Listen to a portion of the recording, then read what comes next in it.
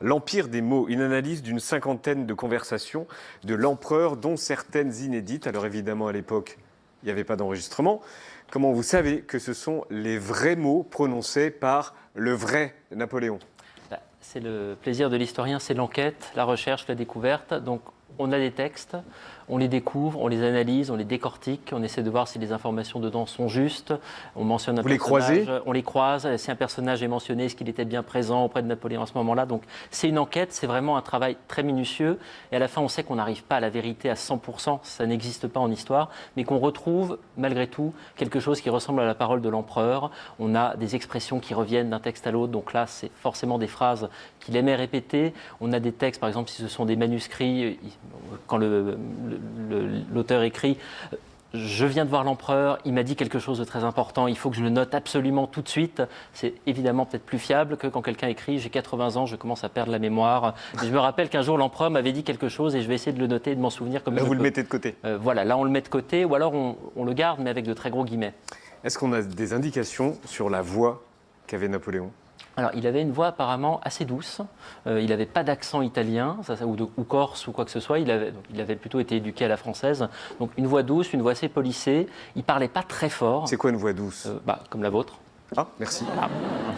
Donc une voix douce, Voilà, une voix douce. pas d'accent. Pas d'accent, un peu grave, qui porte pas beaucoup. Donc il arrive à parler, c'est l'intérêt des conversations, à 2, 3, 4 personnes, mais dès qu'il y a une foule, dès qu'il y a un grand public, il est un peu perdu, il a du mal à s'exprimer, il n'a pas la voix qui porte. Donc un peu timide. Donc peut-être, au début, peut-être un peu timide. Il y a des moments face à de très grandes foules, il est paralysé par la timidité. Après, il gagne en assurance. Et comment vous le savez justement qu'il avait une voix un peu douce et puis grave On a des témoignages qui le disent, qui essayent de décrire sa voix. On ne peut pas le savoir exactement, bien sûr, mais beaucoup d'auteurs ont essayé de reconstituer sa voix, de décrire quel était le son. On sait qu'il chantait faux. Donc ça, c'est déjà important aussi. Il avait une voix agréable, mais il chantait faux. Quelle est la conversation qui vous a le plus surpris? Alors, vous l'avez trouvée où? c'est dur de faire un choix, très franchement. Il y en a une que j'ai trouvée dans les archives autrichiennes. C'est un ministre autrichien qui rencontre Napoléon après la bataille d'Austerlitz. Donc son pays, l'Autriche, a été battu à plate couture. Il va rencontrer Napoléon et Napoléon lui parle de sculpture, il lui parle des palais de Vienne, il lui parle de plein de choses. Et en réalité, il faut relire la conversation dès le début. On se rend compte que c'est pas du tout. Il y a plein de doubles sens. Et quand on lit le vrai sens de la conversation, c'est je peux détruire votre pays, je peux mettre votre économie à genoux, je peux faire soulever votre population contre vous. Gros coup de pression. Gros coup de pression et que des doubles sens. Et là, il y a un art de la rhétorique, un art de la parole politique qui est vraiment porté à son sommet. Alors c'est là où on fait le lien avec Donald Trump. Comment vous définiriez sa voix déjà à lui? Elle est moins douce? Moins agréable à entendre. Moins agréable à entendre. On n'a pas envie de l'entendre, sans doute. Alors Je chante pas mieux. par contre. j'espère que vous êtes d'accord avec moi parce que c'est l'angle qu'on aimerait développer avec vous, justement ce lien entre Napoléon et Donald Trump, qui n'a pas échappé à la presse qui a écrit sur votre livre. Ils ont tous fait le rapprochement. C'est peut-être que le livre arrive au bon moment en définitive parce qu'on a un dirigeant, ici Napoléon, qui est incontrôlable, imprévisible, mégalomane. Et forcément, quand on a des personnages comme Trump, on essaie de se tourner vers l'histoire pour trouver des exemples, pour trouver des précédents. Et je pense que pour des journalistes, ça peut être important d'avoir des points de comparaison. Et là, est-ce que Napoléon est un bon point de comparaison? Je pense qu'il est un peu tôt, l'histoire nous le dira. Moi, en tant qu'historien, je pourrais vous le dire dans 50, dans 100 ans ou dans 200 ans. Donc il faudra que je revienne à ce moment-là pour l'émission. Dans 200 ans, d'accord. On se donne rendez-vous dans 200 ans. Quand même, il y a très peu de personnalités de ce genre qui apparaissent avec un charisme, quelque chose de magnétique, quelque chose d'animal. Ça, on le retrouve, je pense, chez Donald Trump. On le retrouve aussi chez Napoléon. Tous les témoins le disent. C'est quelque chose d'incroyable. Il entre dans une pièce, les gens se mettent à trembler. Et ça, en définitive, ça marche pour Napoléon. C'est pas parce qu'il était Napoléon que les gens se mettent à trembler, ou c'est sa personnalité qui fait que les gens se mettent à trembler? Même s'ils ne le connaissaient pas, les gens se mettaient à trembler. Donc il y a quelque chose, et tous les grands écrivains, tous les grands témoins essayent de décrire qu'est-ce que c'est. Chateaubriand dit c'était la voix de Dieu, c'était un petit souffle qui me passait sur la nuque comme dans la Bible. Et on n'arrive pas vraiment à décrire, mais il y a quelque chose de brut, d'animal, et ça on le retrouve chez les très grands animaux politiques. Alors un point commun beaucoup plus profond, leur méfiance à l'égard de l'establishment et de l'État profond, comme Trump. Alors Trump, sans doute, ça on en parle beaucoup. Pour Napoléon, c'est peut-être plus compliqué. Il a une rancune sociale vis-à-vis de l'Ancien Régime. Il n'était pas assez riche, il n'était pas assez bien né. Il a accumulé beaucoup de colère parce qu'il ne pouvait pas s'élever socialement. Et la Révolution lui donne une chance d'avoir une carrière absolument fulgurante. À la fin, il arrive au sommet, mais lui, il n'essaie pas de se venger, il ne considère pas qu'il faut tout jeter, c'est plutôt un homme de la synthèse. Donc ce qu'il y a dans l'Ancien Régime qui peut lui servir, que ce soit des hommes, que ce soit des idées, des institutions qu'il réinvente, il le prend. Ce qu'il y a dans la Révolution qui lui convient, il le prend. C'est vraiment l'homme de la synthèse, c'est pas du tout l'homme de la rupture, du rejet complet. Politiquement, il est beaucoup plus habile. Alors on regarde tous en tête la scène de Zelensky dans le bureau ovale avec Donald Trump et plein d'autres humiliations publiques, notamment avec les journalistes, enfin je ne vais pas en faire la liste. Et Napoléon, lui aussi, aimait humilier les autres publiquement. C'était un de ses sports favoris. Il faisait comme lui. Il faisait ce genre de choses très violentes, des colères, des insultes. Sur quoi? Sur le physique? Plutôt sur la politique. Enfin, il fait beaucoup ça avec des diplomates. Donc en général, quand Napoléon humilie en public un diplomate, c'est qu'une guerre va éclater entre la France et un autre pays. Donc c'est un signe qui ne trompe absolument personne. Donc il récapitule tous ses griefs contre le pays qu'il a à ce moment-là dans son collimateur. Et ça peut durer 3-4 heures de soliloque.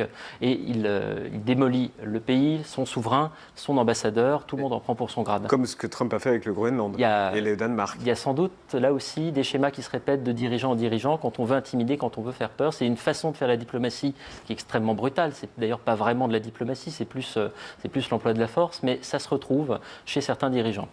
Il y a beaucoup de gens qui détestent qu'on critique Napoléon. Ça donne des réactions parfois très épidermiques. On l'a vu au moment du film de Ridley Scott, par exemple. C'est quelque chose que vous sentez? Alors ça, c'est vrai qu'il y a beaucoup d'admirateurs de l'empereur. Ça, je vois que souvent, il y a, quand on se met à critiquer, qu'il y a un peu des réactions de rejet, mais c'est aussi une façon de faire avancer l'histoire. Donc on monte des documents, on dit l'histoire c'est de la nuance, c'est très bien d'admirer un personnage, il a quand même fait des très grandes choses, c'est une époque absolument passionnante, mais il faut essayer de dépasser l'admiration brute et aller un tout petit peu au-delà. Alors sur le parallèle avec Trump, je vais m'arrêter là parce que sur la culture, une grande différence. Trump, on sait qu'il n'est pas très cultivé. En revanche, Napoléon, lui, c'était le contraire. Ah oui, il a une culture. Ça c'est un truc admirable chez lui. Autant Trump, effectivement, est un culte, autant Napoléon a lu énormément de livres, il lisait tous les jours. Dans ses conversations, quand on les lit dans le détail, il y a parfois des citations ou des paraphrases de Virgile, d'Homère. On sent qu'il a lu Voltaire, qu'il a lu Rousseau. Parfois il cite Corneille, il cite Racine. C'est quelque chose d'absolument remarquable. Il y a une conversation très belle avec une femme de la cour qui s'appelle Madame de Rémusat. Donc on est au tout début de l'Empire, ils sont bloqués dans un château, il pleut et il lui fait la conversation et il essaye de l'impressionner par sa culture. Donc il se confie, il lui parle de son enfance, puis ensuite il lui parle de Shakespeare, il lui parle de Molière, il lui parle de philosophie, et elle ressort, elle est complètement admirative. Elle rentre à Paris et elle se met à dire vraiment notre empereur est quelqu'un d'admirable, et là elle réfléchit, elle dit mais il m'a retourné le cerveau, il essaye de me manipuler, il a besoin qu'on dise du bien de lui dans la haute société, il faut que je m'arrête tout de suite parce que là je suis en train de jouer son jeu. Donc elle comprend le côté manipulateur du personnage malgré cette culture qui est immense et dont il se sert. Je vais citer Napoléon. J'aime le pouvoir, moi, mais c'est un artiste que je l'aime. Je l'aime comme un musicien aime son violon. Je l'aime pour en tirer des sons, des accords et de l'harmonie. C'est beau, c'est quand même très beau. Et là, ça montre toute la gamme du pouvoir. Il sait utiliser la peur, il sait utiliser la ruse, il sait utiliser la force, il sait utiliser l'intimidation. Et ça, on le retrouve dans toutes ses conversations. Il sait utiliser toutes les nuances du pouvoir. Il sait diriger, il sait gouverner, il sait micromanager, il sait s'occuper d'un tout petit entourage comme d'une armée de 500 000 hommes. Il a vraiment toutes les nuances, toutes les facettes du dirigeant. Le seul problème, c'est qu'il a des défauts absolument immenses. Il n'écoute pas les conseils. Voilà, c'est ça. Il n'écoute pas les conseils. Il est saisi par l'hubris du pouvoir. Et à la fin... On en connaît d'autres. On en connaît énormément, mais ça, c'est peut-être le sort finalement de tout dirigeant. Au bout d'un certain temps, il n'écoute plus que lui-même et comme il ne peut pas tout faire, il ne peut pas être partout, il finit par prendre les mauvaises décisions. Imaginons le Charles Éloi Vial de dans 300 ans, est-ce qu'il va se régaler avec Trump? Ou alors il vous fatigue? Alors, je ne sais pas s'il va se régaler avec Trump en particulier. En tout cas, il va se régaler au niveau des sources, puisque on va avoir énormément de documents sur lesquels on va pouvoir travailler. On va avoir des interviews, des vidéos. Ça va devenir un peu trop facile, ça va devenir peut-être un peu trop abondant, peut-être un peu trop répétitif. Et puis surtout, on va perdre le côté extraordinaire du manuscrit, du papier, la poussière, l'odeur. On va perdre quelque chose. Ça ne sera plus que des écrans. Donc, ça sera sans doute beaucoup moins amusant et peut-être un peu assourdissant. Et juste sur le papier, vous parliez de l'odeur du papier sur lequel vous avez travaillé. Ça sent quoi? Le vieux papier. Ça sent l'odeur du vieux papier. C'est une odeur inimitable, c'est presque l'odeur des siècles, c'est l'odeur du temps. C'est l'odeur du temps, c'est pas l'odeur de l'époque. Non, c'est l'odeur du papier qui a vieilli, et ça aussi, mais ça peut être dans la recherche de manuscrits, sentir un document pour voir si c'est la bonne odeur de la bonne époque, tout comme regarder l'encre, regarder le filigrane du papier. Ça fait partie de l'enquête. Ça fait partie de l'enquête. La matérialité du document, ça fait partie de l'enquête. C'est passionnant. Pour finir, je voudrais que vous nous lisiez la phrase que vous préférez de Napoléon. Alors attendez, je l'avais noté sur un bout de papier. Voilà. C'est un peu trivial, mais ça montre la passion du pouvoir et le côté charnel. Et ça, on le voit chez Napoléon, on le voit parfois aussi chez des dirigeants, mais pas tous. Je n'ai qu'une passion, qu'une maîtresse, c'est la France. Je couche avec elle, elle ne m'a jamais manqué, elle me prodigue son sang et ses trésors. Si j'ai besoin de 500 000 hommes, elle me les donne. Je jure que je ne fais rien que pour la France. Je n'ai en vue que son utilité. C'est assez beau, c'est très bien dit, mais il parle quand même de lever 500 000 hommes pour les faire tuer, pour lui, pour sa gloire, pour la France peut-être, mais il y a aussi cette cruauté du pouvoir, c'est charnel, c'est cruel, c'est un peu inconscient, c'est despotique, c'est mégalomane, mais c'est tout Napoléon.